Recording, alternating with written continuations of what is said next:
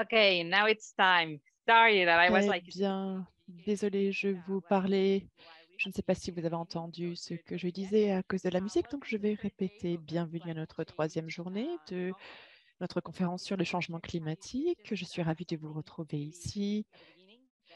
Pour commencer, très rapidement, je vous rappelle que nous aurons une session donc en anglais, mais nous avons également l'interprétation en espagnol, en français et en birman. Suivez les consignes que vous voyez, que vous avez vues à l'écran. Je ne sais pas si nous pouvons peut-être les remontrer à l'écran de manière à ce que vous puissiez activer l'interprétation. Et voilà, ensuite je vais parler en espagnol.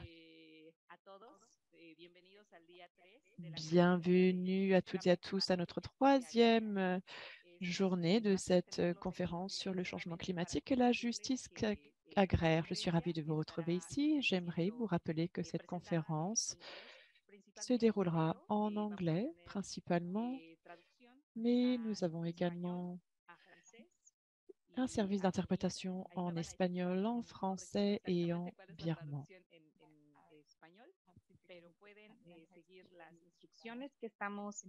Mais vous pouvez donc suivre les consignes que vous voyez à l'écran de manière à accéder à la fonction d'interprétation. Nous aimerions également vous demander de vous présenter dans le chat de manière à ce que nous sachions quelles sont les régions que vous représentez aujourd'hui.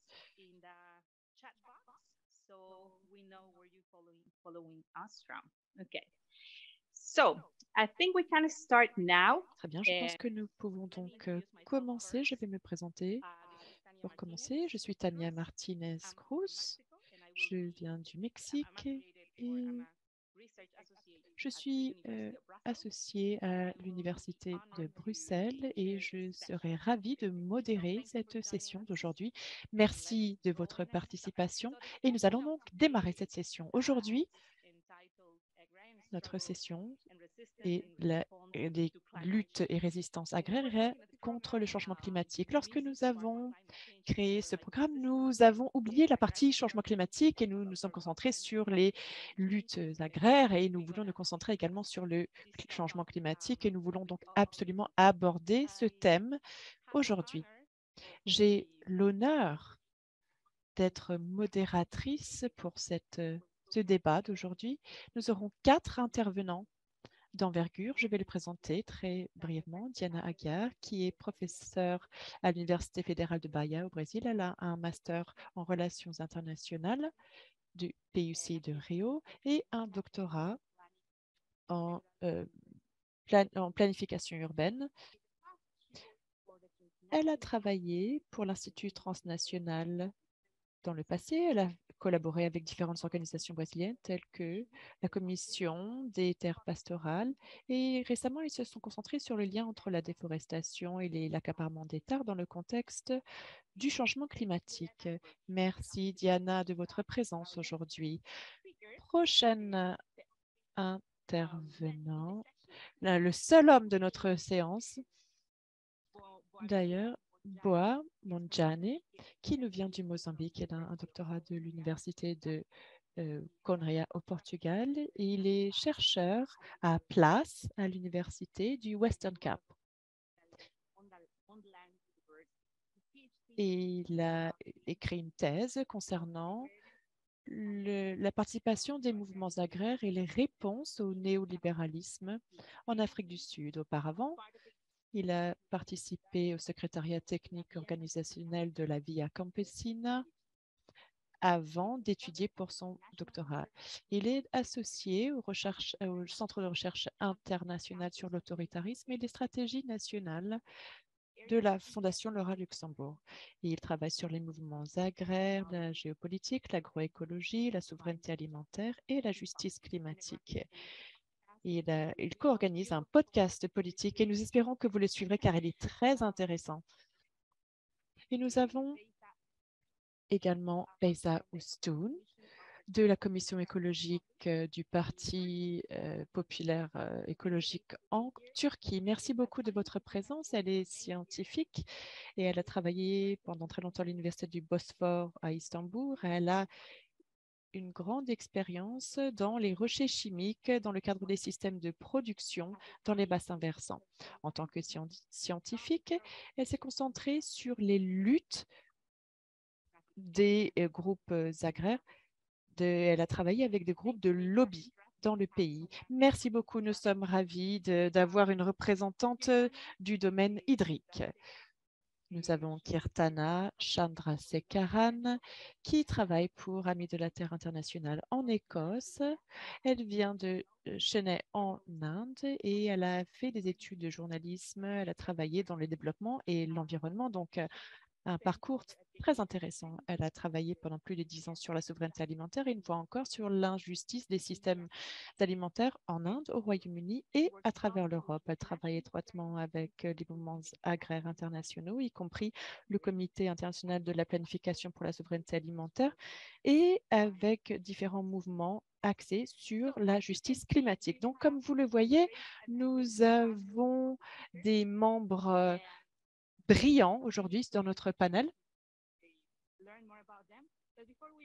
Mais avant de lancer notre débat, j'aimerais vous inviter à utiliser le chat, poser, publier vos commentaires, vos questions aux intervenants. N'hésitez pas à les publier sur le chat ou bien dans la section questions-réponses si vous avez des questions précises. Si vous souhaitez les cibler vers l'un ou l'une des intervenants, mettez leur nom pour commencer, ou bien si c'est une question plus générale, vous pouvez simplement publier votre question. Très bien, nous allons commencer. Je vais commencer avec Kirtana. Et Kirtana, j'aimerais vous provoquer un petit peu pour lancer ces débats. J'aimerais vous demander, bon, c'est une question nous liée aux luttes agraires, comme vous le savez, mais à quoi faisons-nous référence lorsqu'on parle de résistance et de lutte agraire face au changement climatique? Quelles sont ces luttes? Contre quoi? Et quels sont les types de luttes que nous percevons pour les mouvements agraires d'aujourd'hui et de demain pour faire face au changement climatique? Kirtana, vous avez la parole. Très bien, merci beaucoup, Tania. Et tout à fait, je suis ravie d'être ici aujourd'hui. J'ai suivi les 2 dernières journées de conférence et je suis l'une des rares dans cette conférence qui n'a pas de doctorat. Mais ces discussions sont fascinantes et j'ai beaucoup apprécié voir les travaux et les tendances qui se dégagent des espaces mondiaux et des travaux sur le terrain et des cadres théoriques. Et oui, j'apprécie énormément ces conversations absolument fascinantes. Je suis ravie d'être ici, comme je vous le disais. Quelle question d'envergure, bien sûr, mais je vais tenter d'y répondre d'une manière particulière.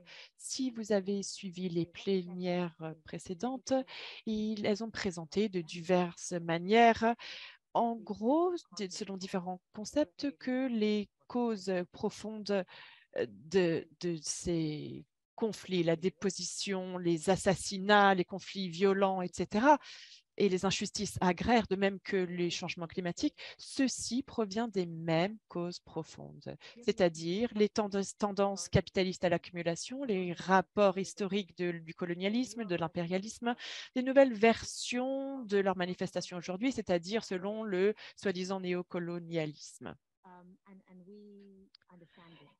Et nous comprenons ceci de la même manière dans nos travaux. Et si nous comprenons que ceci est bien le cas, eh bien, il faut comprendre que la question importante est quel est l'espace de la lutte d'aujourd'hui et que va-t-il se produire dans les années à venir? Je vais tenter d'y répondre car je vois ceci comme une préoccupation énorme. C'est quelque chose qui a déjà été mentionné. Il s'agit de l'intensification rapide et énorme de ce que l'on peut appeler l'accumulation ou le capitalisme vert. Je pense que ceci sera une progression, une suite de l'accaparement vert Comme nous en avons déjà parlé, je vais vous expliquer ce qui se présentera comme un défi important pour les mouvements de la justice climatique à l'avenir. Une chose est claire, quels que soient les mouvements, leurs activités, pour les multinationales, l'agroalimentaire, etc., tout ceci envisage une croissance basée sur les émissions et basée sur les fossiles pour les décennies à venir. Je pense qu'il n'y a absolument aucun projet de leur côté de changer leurs modèles commerciaux ou leurs modèles économiques. Mais de plus en plus, ceci est présenté sous couvert d'un discours d'émissions net zéro, d'émissions neutres. Ceci signifie donc que l'on peut continuer à émettre des carburants fossiles, des combustibles fossiles, l'idée étant de les neutraliser en éliminant les carbone de l'atmosphère ou bien par des compensations carbone. Le secteur des entreprises dirigé par les banques et les investisseurs qui financent ceci ont saisi cette nouvelle opportunité de ces nouvelles neutralités et de ces nouveaux marchés de compensation du carbone, mais également pour créer une nouvelle classe de la nature à inclure dans ce marché, c'est-à-dire une nouvelle forme d'accumulation. Je souhaiterais vous parler de l'ampleur de ce que nous voyons.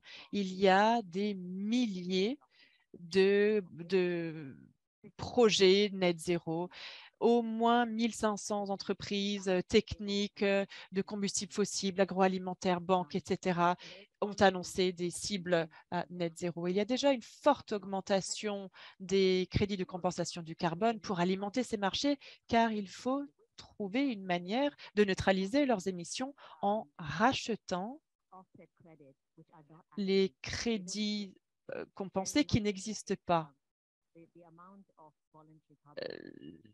La quantité des crédits carbone qui existent n'est en fait qu'une fraction par rapport à ces annonces d'objectifs net zéro. C'est-à-dire qu'il y a une prolifération en masse des projets réglementés et volontaires du marché du carbone qui sont déjà étayés par des politiques et des réglementations mondiales, régionales et nationales pour permettre au fonctionnement de ces marchés. L'Institut international des finances ont déjà lancé un projet, c'est-à-dire le groupe de réflexion sur la mise à l'échelle des marchés du carbone qui vise à construire un marché à hauteur de 100 milliards de dollars des marchés du carbone. Donc, nous voyons qu'il y a une course pour commercialiser tous les ensembles des écosystèmes et de la nature et tout ce qui la compose. Ces présumées économies de carbone peuvent provenir de deux sources principales, donc d'éviter ou de réduire les émissions, donc les projets RED, nous en avons déjà beaucoup parlé, c'est un exemple type. Mais de plus en plus, il y a également des projets qui visent à éliminer le CO2 de l'atmosphère, c'est-à-dire planter des arbres, par exemple. Ceci est un exemple clair. Et il y a de plus en plus d'intérêt.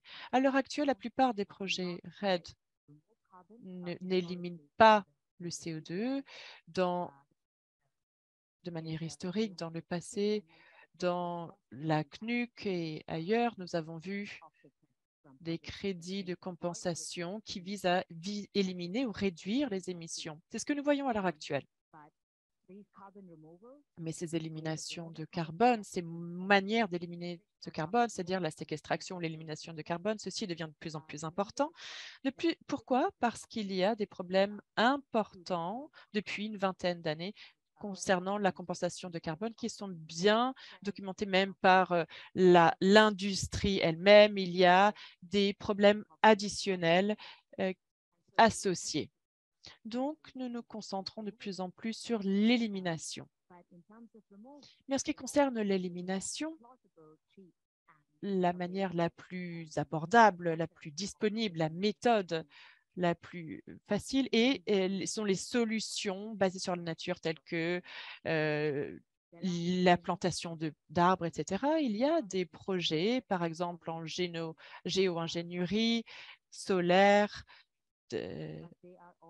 d'élimination de CO2, mais ceci n'existe pas encore sur le terrain. Il n'existe pas encore. Ce sont des projets pilotes qui échouent de manière générale. Cependant, puisque ces solutions soi-disant naturelles d'élimination, ce terme est très important, ce sont des solutions fondées sur la nature. Donc, cet ensemble de projets, de marchés du carbone pour l'élimination. Et de plus en plus, il y a également des compensations de la biodiversité, mais je ne vais pas en parler ici. Mais il va y avoir un espace de plus en plus important pour les mouvements de justice agraire. Ne serait-ce que la demande d'élimination de carbone va lier à des enclos, à de l'accaparement des terres, une seule entreprise. Shell, par exemple, sait pertinemment qu'elle a besoin d'une superficie de la taille du Brésil pour son élargissement prévu. Nestlé, un autre exemple, selon ses calculs, a besoin d'une superficie de la taille de la Suisse chaque année pour l'élargissement de ses plans d'élimination du carbone. Mais il y a également une fausse légitimité et ces entreprises peuvent mettre en avant ce nouveau concept de solutions naturelles pour avoir accès à de nouvelles sources de revenus, une nouvelle accumulation de la part du financement du carbone, mais également l'accaparement des données. Je ne sais pas si j'ai du temps, mais je vais pouvoir y revenir dans un instant. L'accaparement des données est un point important et la manière dont les grandes entreprises et multinationales, pourquoi elles s'engagent dans ces projets. Un gros problème que nous voyons à l'heure actuelle, historiquement, nous voyons une demande centrale de la part des mouvements agroécologiques et ceci est au risque d'être détourné par ces nouveaux concepts de solutions basées sur la nature. Cette massification de l'accaparement vert par le biais de ce concept est vague et englobe tout. Il y a deux tendances qui se dégagent. Depuis 2020, nous voyons une tendance croissante de présenter l'agroécologie comme étant compatible avec ce concept de solution naturelle, voire un élargissement de celui-ci. Dans certains cas, par exemple au sommet 2021 des Nations Unies sur les systèmes alimentaires, l'agroécologie était l'une des catégories possibles de ces solutions naturelles. La FAO nous parle de solutions naturelles et présente ceci aux investisseurs financiers qui souhaitent maîtriser les biens corporels et le capital naturel. Donc, ceci est une manière de les financer. Ensuite, ces projets de séquestration du carbone dans les sols, bien sûr, sont un exemple de cette tendance et il y a une analogie qui nous montre cette réduction, c'est-à-dire que nous pouvons réduire l'agroécologie pour ensuite financer publiquement des politiques de compensation du carbone. Ceci vient des États-Unis, de l'Union européenne, de l'Australie et de l'Inde.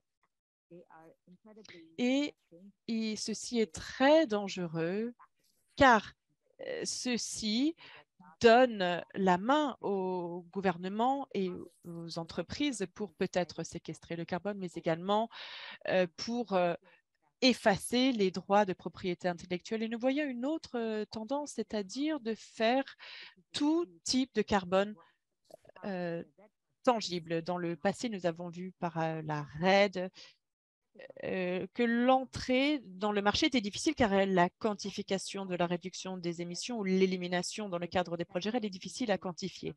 Cependant, il y a de nouvelles manières, de nouvelles méthodes qui existent et je pourrais y revenir plus tard si vous le souhaitez. Par exemple, Art Trees, la réduction des émissions, l'accélération des finances, des initiatives dans les forêts tropicales qui visent à mettre en place des réglementations et des mécanismes pour faire en sorte que toutes les émissions de RED, de la plantification, des mangroves, etc., et produire uniquement un système de compensation, c'est-à-dire qu'il n'y aura pas de ventilation. Et c'est une nouvelle image marque de RED, par exemple, et de ces solutions dites naturelles.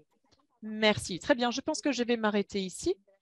Je pense qu'il y a des tendances, des problèmes que ceci engendre à l'avenir. Et ceci est important pour notre travail dans le cadre des mouvements de justice agraire, mais nous pourrons y revenir dans la discussion. Merci beaucoup. J'apprécie beaucoup la manière dont vous nous avez décrit, vous avez donné un aperçu des différentes luttes.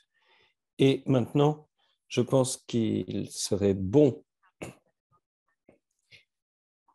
On voit comment ça se passe au niveau local, au niveau des processus politiques, au niveau des secteurs industriels, l'accaparement au nom du changement climatique, et il faut agir. Mais évidemment, les solutions dont tu nous as parlé sont des mauvaises solutions. Alors, comment les populations sur le terrain réagissent? Que font-elles? Comment cela les affecte? Et pour en parler, je vais maintenant inviter notre intervenante suivante, Diana. Et j'aimerais vous demander, Diana, s'il est possible de savoir ce qu'elle pense de la manière donc des recherches. Non, je m'embrouille dans ma question en fait. Comment peut-on parler de justice agraire si on réduit le problème au changement climatique? On voit différentes expériences, différentes crises qui nous proviennent de la base. Donc, comment ça se passe au Brésil? Que se passe-t-il? Bien sûr, Tania. Alors, tout d'abord, je suis heureux de voir toutes les personnes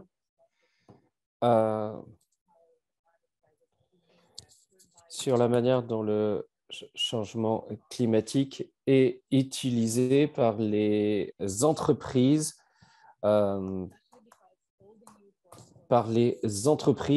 pour faire avancer leur agenda. Donc, lorsque l'on voit ces process, il faut reconnaître que il y a des tendances mondiales et il faut également tenir compte des différents contextes agraires et politiques. Par exemple, la politique en matière de changement climatique au Brésil a toujours été centrée sur les promesses de réduire la déforestation pour éviter les émissions, compte tenu de l'importance de l'Amazonie dans la politique mondiale en matière de changement climatique. Ainsi, au Brésil, dans une région écologique telle que le Cerrado, qui, pour ceux qui ne le savent pas, est la savane brésilienne située au centre du pays, ce processus se heurte à une histoire de déforestation rapide pour la mise en œuvre de monocultures industrielles à grande échelle pour les produits d'exportation. Car cela a été historiquement l'étape centrale des processus de type révolution verte au Brésil. L'occupation du Cerrado par l'agrobusiness a également été officiellement présentée comme un moyen de contenir l'expansion de la frontière vers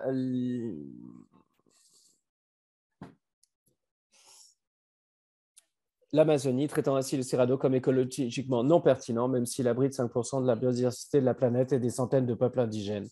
Dans ce contexte historique, les solutions apportées à cette région dans le cadre de l'agenda sur le changement climatique sont principalement liées à des promesses de modernisation de l'agrobusiness en termes d'empreinte environnementale, avec de nombreux mécanismes de blanchiment écologique afin de soi-disant certifier aux pays importateurs que des produits de base tels que le soja sont exempts de déforestation.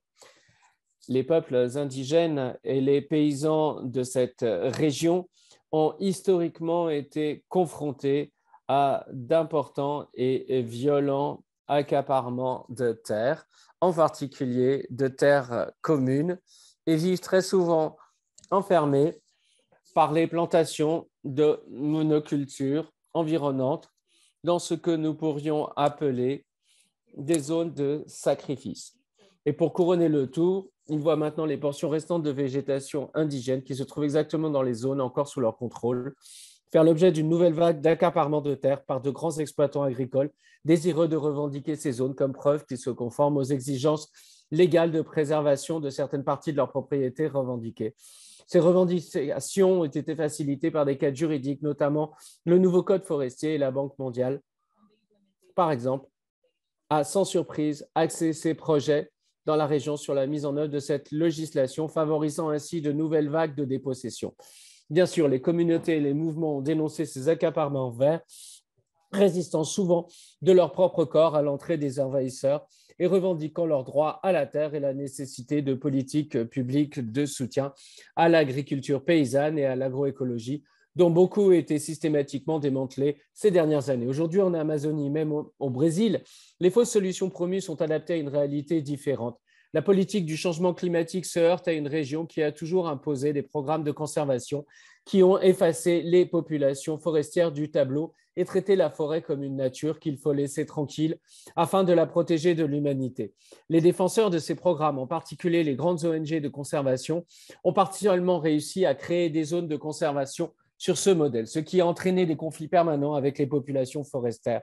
Mais historiquement, cela a également été contesté par les peuples de la forêt, en particulier les peuples indigènes, dont beaucoup ont obtenu la reconnaissance légale de leur territoire, mais aussi par la paysannerie de la forêt, comme les faucheurs de caoutchouc, menés dans les années 80 par Chico Mendes.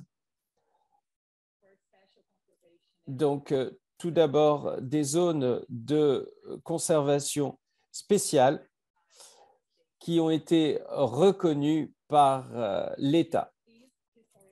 Et ces victoires historiques sont actuellement menacées, notamment à cause de ce nouvel mécanisme qui ont été mis en place pour lutter contre le changement climatique. Et bien sûr, les mêmes groupes avec les peuples autochtones, dont les territoires sont déjà reconnus, sont encouragés à signer des contrats pour des crédits carbone. Ces reconnaissances des droits territoriaux ne les a pas forcément protégés des abus sur la forêt et ne les a pas protégés non plus. Et c'est particulièrement vrai avec le gouvernement de M. Bolsonaro qui veut faire le pays dans le marché carbone. Au Brésil, les mouvements agraires et indigènes ont de plus en plus l'impression qu'avec le démantèlement de la réforme agraire, des politiques de sécurité alimentaire et des droits des indigènes par le gouvernement de Bolsonaro, les communautés sont devenues plus vulnérables et considèrent ces projets comme une alternative viable à leur situation désastreuse de manque d'accès aux services publics ou de manque d'accès au marché pour les produits de leur biodiversité, etc.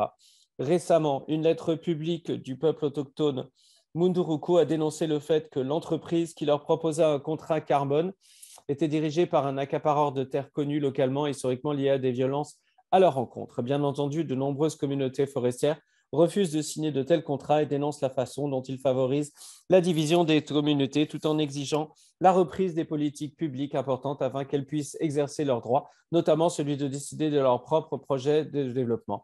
Je souhaite maintenant conclure avec les idées suivantes. Les histoires agraires sont donc importantes pour nous permettre de comprendre pourquoi certaines fausses solutions sont privilégiées dans certains contextes et les types d'accaparement des terres qu'elles impliquent, et aussi le démantèlement néolibéral de la réforme agraire, des droits fonciers et des politiques de sécurité alimentaire a été essentiel pour préparer le terrain afin que ces fausses solutions soient perçues comme le mal inévitable face à la dépossession et à la faim croissante. Donc, les luttes agraires et la résistance dans ce contexte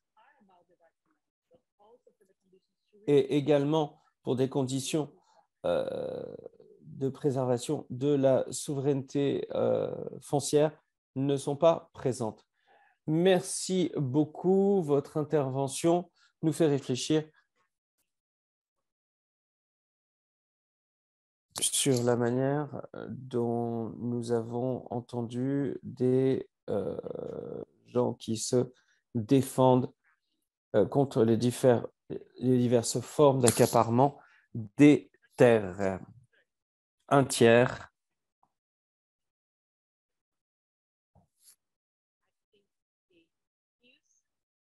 Je crois que ce n'est pas quelque chose que nous ignorons, mais merci en tout cas d'avoir partagé votre point de vue, Diana. Et maintenant, nous allons nous rendre de l'autre côté de la planète, en Afrique, au Mozambique pour être plus précis, où notre cher ami Boa nous attend. Et je voudrais savoir comment les résistances s'organisent chez vous. Et est-ce que c'est une situation qui ressemble à celle évoquée par Diana? Et quelles sont les solutions que vous proposez?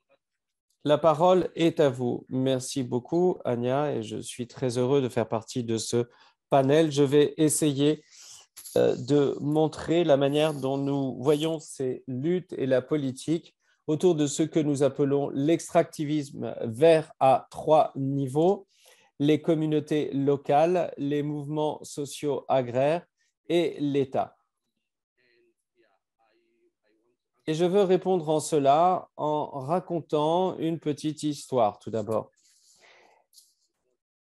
Il y a 10 ans, alors qu'au Mozambique, la mise en œuvre des soi-disant projets communautaires de séquestration du carbone se multipliait, j'ai visité l'un des projets qui, à l'époque, était considéré comme un projet modèle dans la communauté de Nyambita, au centre du Mozambique. Ce projet avait été lancé quelques années avant ma visite par une société basée au Royaume-Uni appelée Envirotrade. Comme vous pouvez le constater, le nom était très révélateur. En substance, l'entreprise avait signé des contrats avec un nombre important d'agriculteurs de la communauté. Certains devaient patrouiller et protéger la forêt locale contre l'exploitation forestière et l'utilisation d'autres ressources forestières par les mêmes résidents de Nyambita, tandis que d'autres devaient planter des arbres sur leurs propres terres agricoles et parcelles résidentielles afin de maximiser la capacité de séquestration du carbone à Nyambita pour qu'Envirotrade puisse la vendre par le biais du mécanisme de marché du Caman.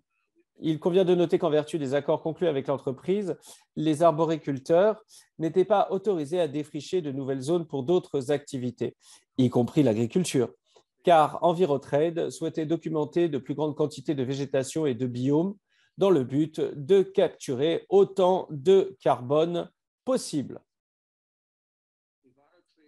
Donc, Envirotrade et ses clients, en tout cas, ceux qui étaient censés acheter le carbone étaient des entreprises et des particuliers pollueurs en Europe et aux États-Unis. Ce projet REDD+ a montré comment la ruée vers le carbone prend forme, les implications de ces types de projets pour la population rurale et les gains potentiels pour les entreprises qui les mettent en œuvre et le capital vert climatique. La semaine où j'ai visité Nyambita, Rio+20, la conférence des Nations Unies sur le développement durable, se tenait à Rio de Janeiro, au Brésil. Et les projets REDD+, comme celui de Nyambita, étaient présentés comme la bonne voie à suivre et ont fait l'objet d'éloges de la part des dirigeants présents au sommet, même si la justice climatique et les mouvements agraires qualifiaient ces types de projets de fausses solutions au changement climatique. J'ai rédigé un rapport concluant que le projet menaçait la sécurité et la souveraineté alimentaire dans la région, car les agriculteurs impliqués dans les projets, appelés producteurs, cultivaient de moins en moins de produits alimentaires afin de donner la priorité à la plantation d'arbres, car ils recevaient un paiement annuel basé sur la quantité d'arbres qu'ils pouvaient planter et entretenir. Plus ils plantaient d'arbres et plus ils utilisaient de terre, plus le paiement annuel était élevé. Le rapport a également montré à quel point le mécanisme était défavorable et exploiteur et qu'il s'agissait d'un douce accaparement des terres. Donc, les producteurs créaient moins de richesses et ne menaient pas une agriculture vivrière.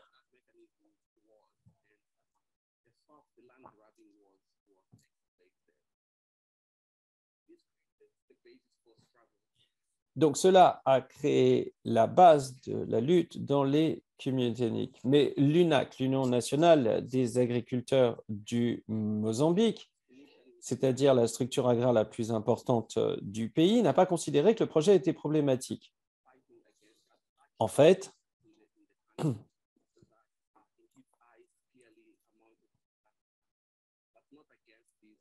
mais l'UNAC luttait contre certains projets d'accaparement des terres, mais pas contre celui-là. En fait, il considérait ce projet REDD+, comme bénéfique pour les paysans, car il prévoyait des paiements. Cette perception n'était pas propre à l'UNAC au Mozambique, je dois dire. Au Brésil, et presque à la même époque, le MST ne s'est pas non plus opposé au projet REDD+, précisément parce que les communautés recevaient là aussi des paiements. Pourquoi devrions-nous nous y opposer si nos membres reçoivent des revenus en participant à des activités respectueuses de l'environnement et du climat, nous ont-ils demandé. Cela suggère que les mouvements agraires, du moins à l'époque, ne considéraient pas les dynamiques de développement du secteur, même si cela affectait les luttes agraires et les politiques. Il est également vrai que la Via Campesina, à laquelle l'UNAC et l'AMST appartiennent, a rejoint l'Organisation pour la justice climatique et en a parlé dans la conférence des partis aux Nations Unies, en parallèle à d'autres groupes comme les Amis de la Terre. L'UNAC considérait l'acceptation du projet environnemental par les agriculteurs locaux comme une absence d'opposition ou de contestation. Mais l'UNAC avait tort. Dans une communauté dépourvue d'alternatives économiques, en partie à cause du conflit armé entre les forces de sécurité de l'État et les restes armés de l'ancienne guérilla contre-révolutionnaire Renamo dans la région de Gorongosa, les agriculteurs locaux avaient du mal à vendre leurs produits sur le marché. Et la participation au projet REDD+ représentait donc une opportunité économique.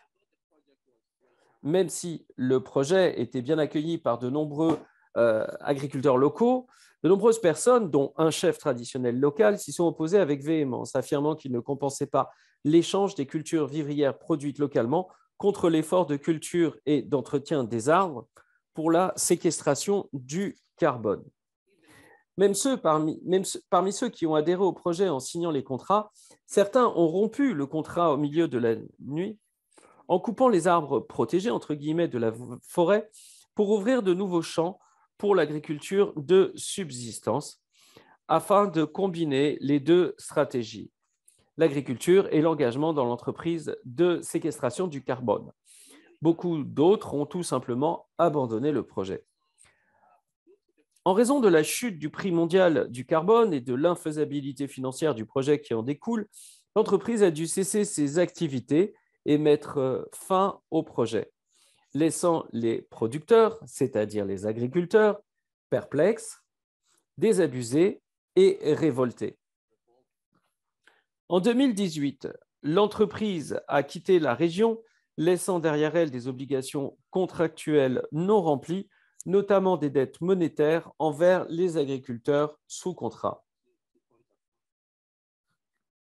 Dans l'incertitude de savoir si Envirotrade reviendra pour leur donner du travail ou rembourser leurs dettes, le nombre de ceux qui non seulement ne se soucient plus de l'entretien des arbres, mais les coupent pour faire de la place à la réintroduction de cultures vivrières pour augmenter la productivité, augmente. Aujourd'hui, l'UNAC construit le mouvement à Nyambita en intégrant les luttes et résistances locales dans son vaste programme de lutte pour la défense des intérêts des paysans. Et la Via Campesina articule de plus en plus la lutte pour la souveraineté alimentaire avec les luttes pour la justice climatique. Toutes deux ont compris que la lutte contre le capital agraire est incomplète si elle traite le problème climatique de manière isolée ou comme une question secondaire.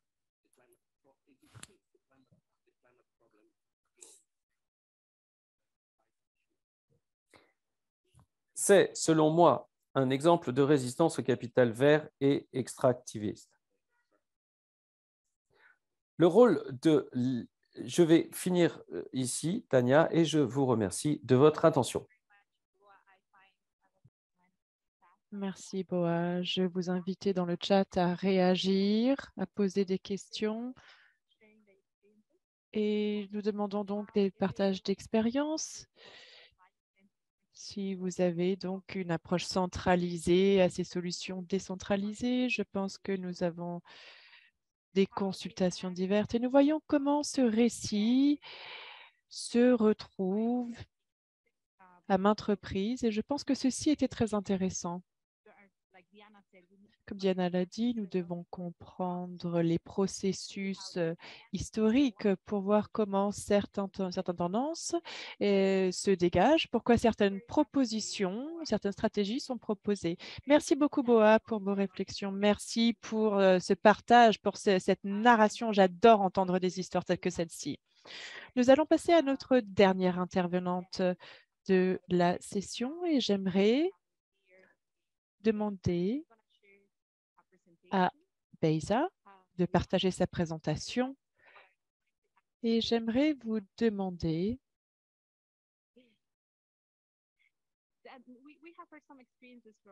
alors, nous avons entendu des histoires du Mozambique central, du Brésil et nous allons donc nous déplacer vers la Turquie.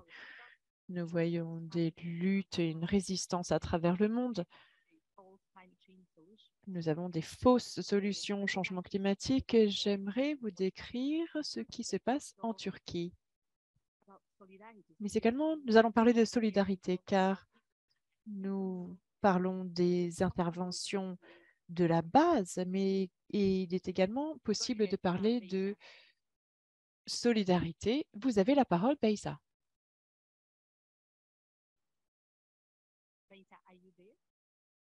Beyza, est-ce que vous êtes là?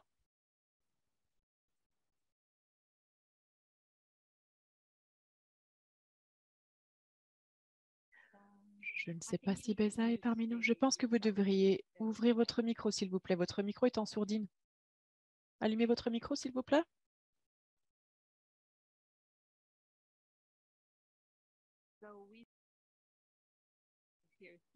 Voilà. D'accord, bien sûr. Si j'ouvre le micro, tout à fait, ce sera plus simple. Je suis ravie de vous rencontrer ici. C'est un grand honneur pour moi. Merci beaucoup, Tania. Mes chers collègues qui m'ont précédé nous ont parlé de projets verts, Diana et Kirtana notamment. Donc, nous ont parlé des marchés du carbone et des risques associés à ces projets capitalistes pour tous les systèmes écologiques, etc. Boa nous a ensuite expliqué un projet, une stratégie au Mozambique. Et nous voyons que ceci se retrouve dans toutes les régions et surtout dans les pays dits sous-développés. Je vais parler de la justice agraire telle qu'elle est débattue dans cette session. Cependant, il n'est pas possible d'analyser cet angle, le changement climatique, les luttes, la solidarité,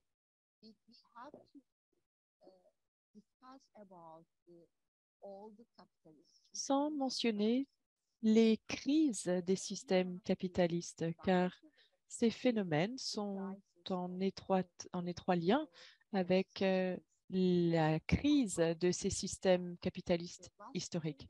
Nous le savons, ces 2 dernières journées, beaucoup d'intervenants ont débattu de ce type de méthodologie.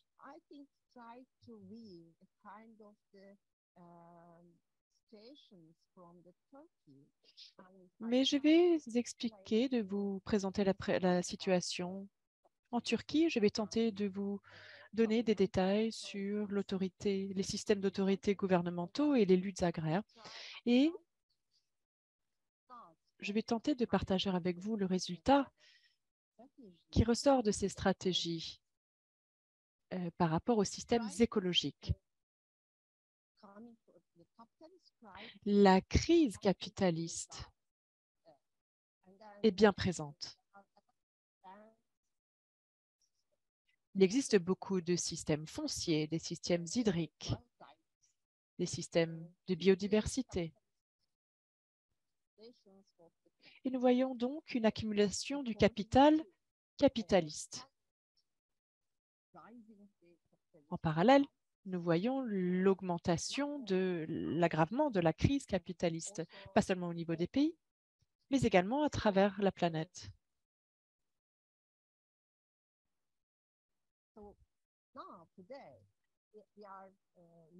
Alors aujourd'hui, nous sommes témoins de diverses crises sanitaires telles que la pandémie nous l'a montré, des crises des ressources hydriques. Nous voyons que l'effondrement des systèmes écologiques porte préjudice à l'eau et à d'autres ressources. Il y a beaucoup d'attaques politiques envers nos vies même.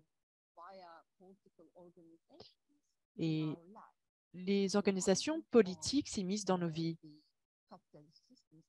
Et elles sont tributaires de ce système capitaliste qui existe. Par exemple, en 2009,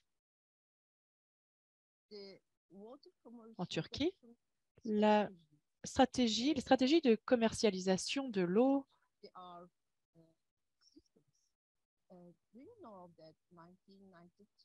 se sont organisées. Est-ce que vous connaissez la déclaration de la commercialisation des bassins versants? Celle-ci a commencé dans une déclaration internationale. Nous savons également qu'il existe d'autres déclarations internationales concernant des stratégies de développement international et ceci fait partie d'attaques de projets politiques qui proviennent du capitalisme même. Dans le cadre de ces projets en Turquie, et il en existe bien d'autres exemples ailleurs dans le monde, plus de 2000 ou 3000 entreprises accumulent leur capital par l'accumulation des ressources hydriques et, ce faisant, soutiennent les autorités gouvernementales. Il s'agit donc de la commercialisation de l'eau qui conduit à une extinction irréversible. Tel que vous le voyez sur cette photo, qui nous montre les barrages construits par les entreprises sur les fleuves. Et nous voyons que, excusez-moi, je passe mes diapos. Nous avons d'autres exemples.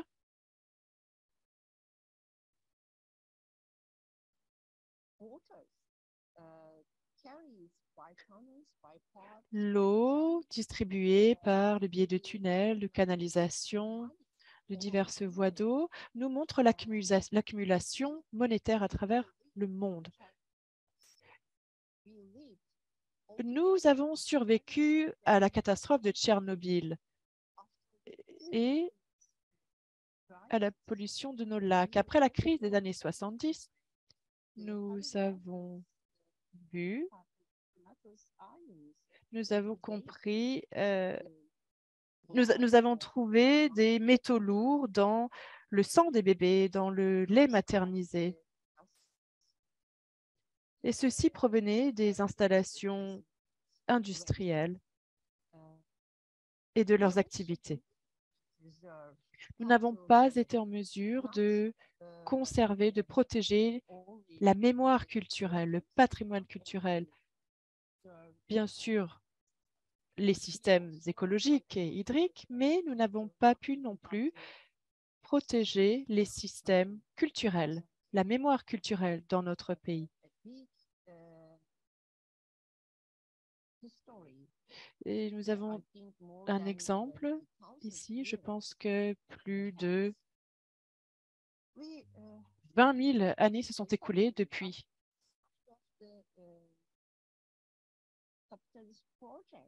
Nous voyons donc ce type de capitalisme et ces projets capitalistes qui nous montrent que le transport d'énergie, d'électricité dans nos pays nécessite des constructions, des infrastructures.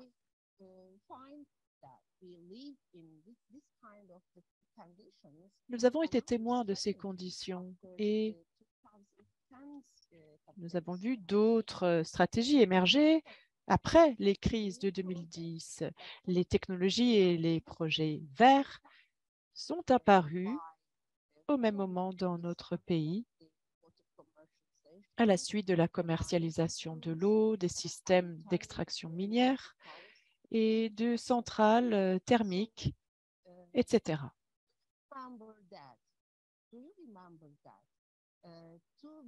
Vous souvenez-vous qu'il y a 2 mois ou 3 mois peut-être, l'Union européenne et notamment le Parlement a émis une déclaration et a accepté les systèmes de puissance nucléaire comme étant des systèmes durables. Le système capitaliste peut donc aisément définir l'ensemble des projets comme acceptables, utilisables, réalisables et nécessaires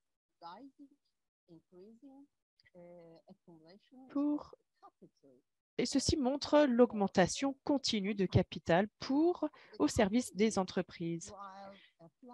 Les entreprises exécutent des projets verts dans nos pays. Cependant, en parallèle des systèmes miniers et d'activités minières, nous avons également des éoliennes, des nouvelles constructions d'éoliennes et en parallèle de ces systèmes d'extraction minière, il y a une extinction de la vie car ceci est lié à l'accumulation de capital. Matt et Annie, dans la prochaine session, me semble-t-il, vont parler du lien qui existe entre les technologies vertes et les activités minières. Je vous invite à écouter ces exposés qui sont tout à fait pertinents, très clairs, pour moi en tout cas. Les attaques de ces systèmes capitalistes dans nos pays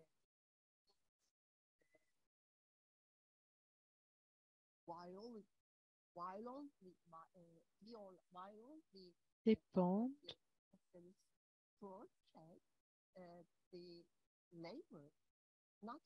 des projets, non seulement des systèmes, non seulement des activités, mais également la main-d'œuvre et les conditions de travail. Tout ceci est en péril. Par exemple, les gros projets que nous voyons dans nos pays, à Istanbul, par exemple, il y a un projet de construction à l'aéroport. La main-d'œuvre a cessé le travail en 2019, soudainement. 5 000 travailleurs ont cessé leurs activités car leur collègue est décédé sur le lieu de travail en raison du manque de sécurité. Je vous prie de m'excuser, nous dit Tania. Nous manquons de temps. Je vais vous demander de passer à vos conclusions, s'il vous plaît. Très bien. Vous voyez ici le rapport des travailleurs qui inclut des enfants, des femmes,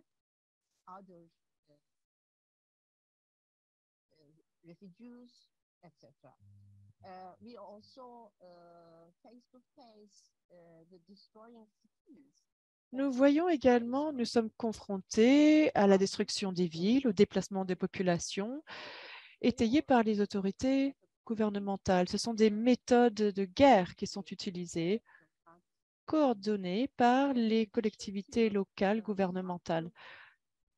En outre,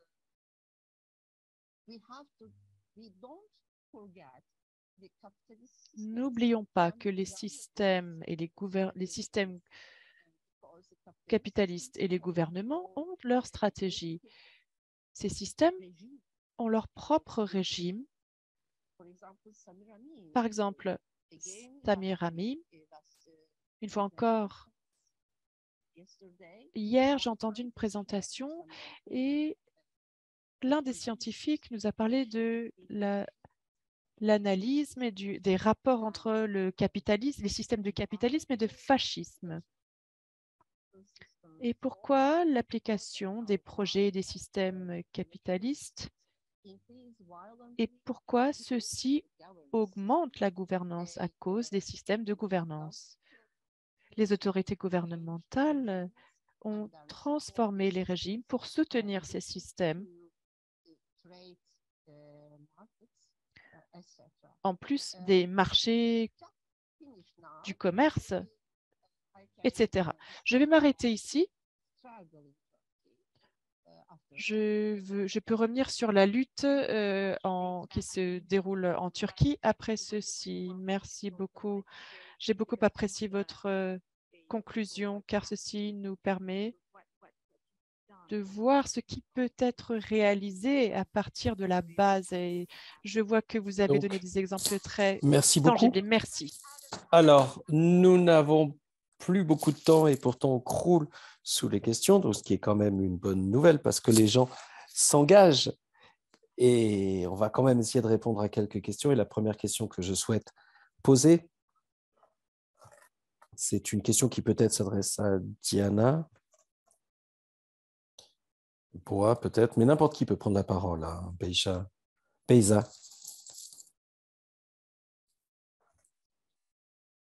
Excusez-moi, je me souviens jamais des prénoms. Kitana, oui, voilà.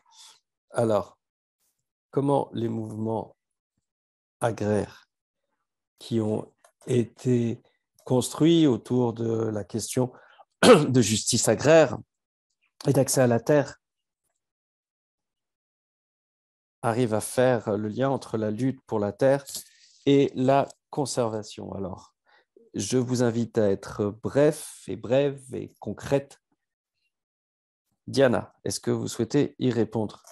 Oui. Je pense que cette question est tout à fait pertinente. C'est-à-dire que la division entre les questions agraires et les questions environnementales, il y a une citation connue de Chico Mendes qui en gros parle du fait que l'environnementalisme est à la lutte des classes ce que le jardinage est à la nature. Donc la manière dont les choses sont organisées au Brésil a fait que les questions environnementales sont devenues l'instrument principal pour l'accaparement des terres. C'est-à-dire, on permet l'accumulation et la gestion du carbone. On fait que le capitalisme a éloigné la question du carbone et la question écologique. Donc, il y a une déconnexion avec les luttes agraires, mais cela change rapidement parce que les communautés indigènes sont concernés directement par la déforestation. Et deuxièmement, parce que elle s'engage dans le débat sur la déforestation et montre que la meilleure manière d'arrêter la déforestation est de reconnaître les territoires indigènes et les territoires paysans dans leur capacité à soutenir la terre. Donc, cela, c'est un impératif de justice agraire, mais également un impératif écologique. Désolé, il va falloir avancer et rapidement. Donc, pensez bien à répondre brièvement à l'autre question. Et j'invite la personne la plus intéressée par la question à répondre. Il y a quelque chose que l'on a dit dans la présentation, c'est-à-dire la conservation. La préservation sans les gens était une tendance. Donc, y a-t-il des alternatives dans lesquelles on a une approche centrée sur la personne, sur les individus? Est-ce qu'il y a des rôles joués par l'État, les ONG, les organisations internationales qui poussent à des démarches centrées sur les gens? Alors, quelles ont été les réactions gouvernementales et étatiques comme facilitateurs dans la mise en œuvre des politiques au niveau national, régional, local, des exemples de projets? Est-ce qu'en 12 ans, on n'a rien appris en matière de projets? Alors, peut-être Boa, Kutana, puis Beiza. Alors, je vais répondre à la question sur le rôle de l'État. Il est souvent dit que l'État est le promoteur ou l'acteur principal de ces projets, mais l'État participe également à ces projets pour contourner la communauté donatrice.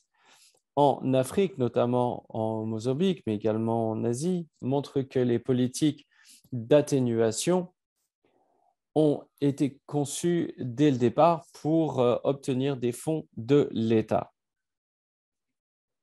Et beaucoup de stratégies ont été copiées texto d'autres contextes sans chercher à les adapter à notre réalité afin d'obtenir des fonds mondiaux, internationaux. Donc, ce processus d'accumulation par l'élite n'est pas un hasard. Un des responsables du projet de Nyambita, dans lequel je suis rendu, est un proche d'un responsable politique très connu au Mozambique. Ce n'est pas donc vrai que de dire qu'ils sont importants. C'est souvent l'acteur le plus intéressé et c'est l'intérêt de l'État d'obtenir le plus de fonds possible. Merci, Boa. Kirtana? Oui, ce sont toutes des questions très intéressantes. Alors, pour y répondre, je pense qu'il y a une question plus large. On ne parle pas seulement de préservation, on parle également d'individus. Et lorsque on voit dans beaucoup de mouvements pour la justice, y compris la justice planétaire, on ne voit pas l'historique des luttes agraires et la lutte contre le colonialisme, le capitalisme et les politiques extractives. C'est presque comme si il n'y avait personne sur la terre que l'on cherche à protéger, entre guillemets. Et s'il y a des gens présents, ils sont instrumentalisés pour savoir ce qu'ils peuvent faire pour le carbone. Par exemple, on parle beaucoup de financement de projets de carbone pour protéger les droits des peuples autochtones. mais simplement parce que ce sont les producteurs principaux de biodiversité. Ou alors utiliser l'agroécologie comme une solution verte à la dévastation industrielle de l'agrobusiness. Donc, je pense qu'une des stratégies, à mon sens, du côté des mouvements pour la justice agraire, est de répandre et comprendre l'échelle de ce qui va se produire d'ici quelques années et également d'être très présence en tant qu'eux-mêmes et de ne pas permettre que le récit soit uniquement énoncé comme étant le carbone, c'est le problème de la planète. Et cela est une question de compensation, mais par exemple, les programmes qui visent à retirer le carbone sont dangereux pour ces mouvements parce qu'il y a un risque énorme d'être dépossédés. Et je pense que c'est très important que ces mouvements soient présents dans ces discussions à toutes les échelles. Également en termes de stratégie, on voit que dans les projets RED, nous enchaînons les échecs. Donc, il faut voir la situation sur le terrain telle qu'elle est présentée par les mouvements agraires. Et vous savez bien, il est très difficile d'arrêter. Il faudrait arrêter à tous les niveaux. Mais des situations où les paysans ont eu comme promesse qui leur a été faite le fait de devenir des paysans du carbone. Donc, en fait, ce sont des paysans qui arrêtent d'investir dans une économie qui leur permet de vivre et de survivre. Et donc, à la fin, certains comprennent qu'il n'est pas intéressant de participer à ces programmes. Donc, il faut faire des alliances. C'est au mouvement d'avoir une attitude beaucoup plus radicale en matière de justice agraire et justice climatique. Et maintenant, le meilleur pour la fin, il ne vous reste qu'une minute. Il est très difficile de parler des environnementalistes et des positions qui peuvent les rapprocher. On parle de questions environnementales et on oublie de penser à la durée du capitalisme, à la gouvernance. On ne peut que dire que une partie des problèmes est là et on ne peut que essayer, sur le plan technologique, sur le plan technique, de trouver une solution à ces risques. Mais les systèmes peuvent changer rapidement. Le système capitaliste a besoin de technologie, a besoin d'être soigné. Et on parle du changement climatique. Et si l'on parle de la manière dont cela peut être réduit, dont on peut réduire l'effet du marché du carbone, on peut alors entrer dans cette discussion chez nous. Certaines personnes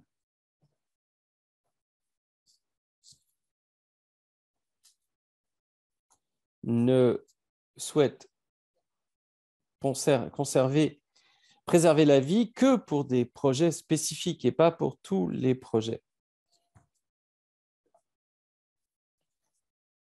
Le système capitaliste ne cesse de se renouveler, ne cesse de poursuivre son application de solutions technologiques.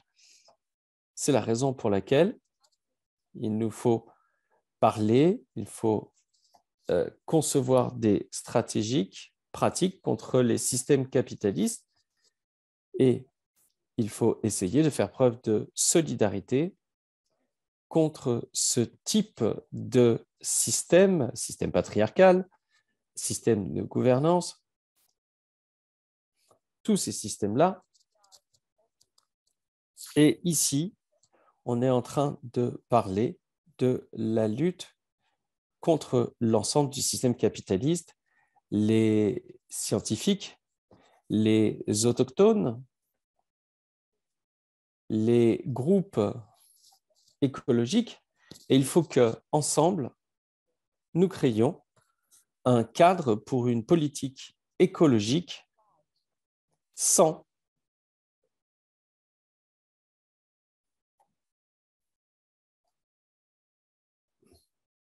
manquer de solidarité dans notre lutte contre le système capitaliste. Et il nous faut rassembler comme femmes, comme syndicalistes, comme communauté autochtone, nous rassembler pour stopper les systèmes capitalistes. Un dernier mot.